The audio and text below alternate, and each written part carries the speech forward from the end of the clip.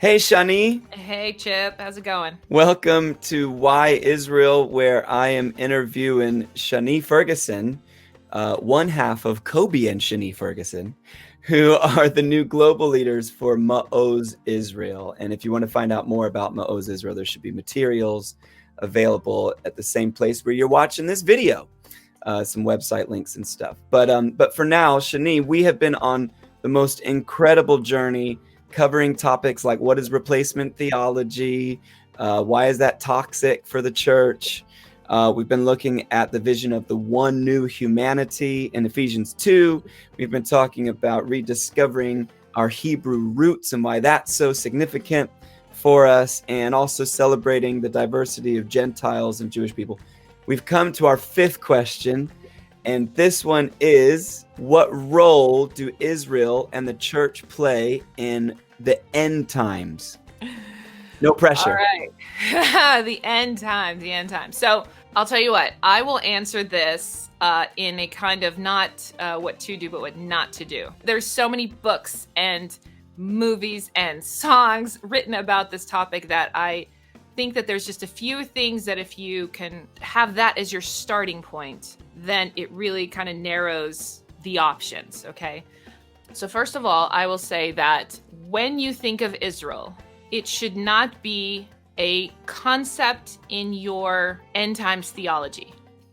We have gone to places. I remember my husband went and preached in a place in California, and the wife of the pastor came up afterwards and said, this is the first time I've ever thought of Israel as a people group and not just a concept. And so a lot of people are very flippant about how they plug Israel into their end times, because they're just thinking very egocentrically, like, how does it affect me? And then here's all these chess parts, and how do they move around? And yeah, this gets destroyed and 2/3 of that gets destroyed and this happens and whatever. So I have heard people in their end times theology be very flippant about like how Israel gets half destroyed and like the remnant this, and the church gets raptured and like they all flee to caves. Okay, so I would say, first of all, be aware that you're talking about a people group, and not just a people group, but the people group that have been part of the story all along. Okay, so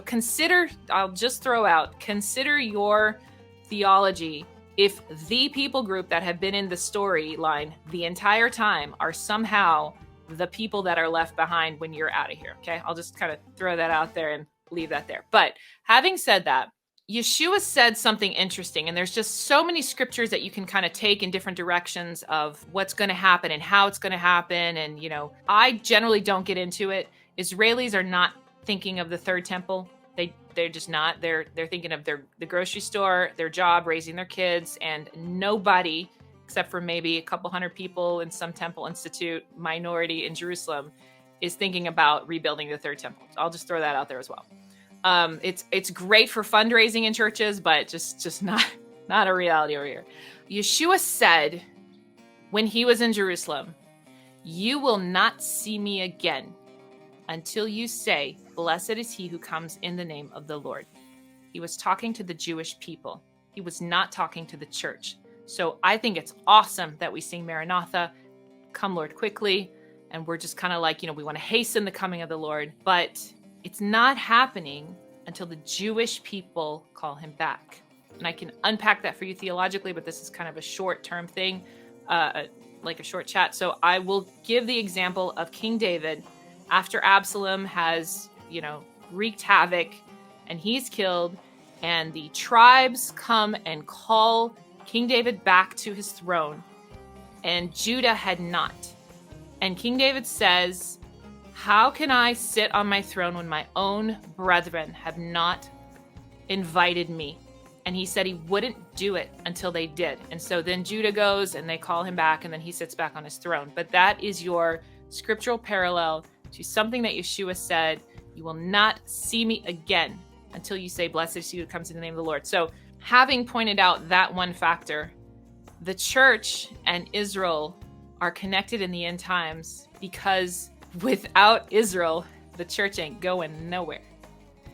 And so it behooves us, and it behooves the church essentially, to prioritize the salvation of the Jewish people and their embracing of the Jewish covenant that Yeshua made with them for themselves.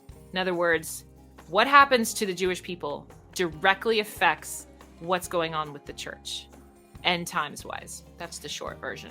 Yeah, brilliant. And I hope that people will allow this to just kind of whet their appetite and go after a bit more understanding for this stuff. It's really great. Shani, I'm just astounded at your ability to be able to pack so much into a high octane distilled answer. Is really, really great. There may be more videos available here, but for now, thank you very much. A pleasure.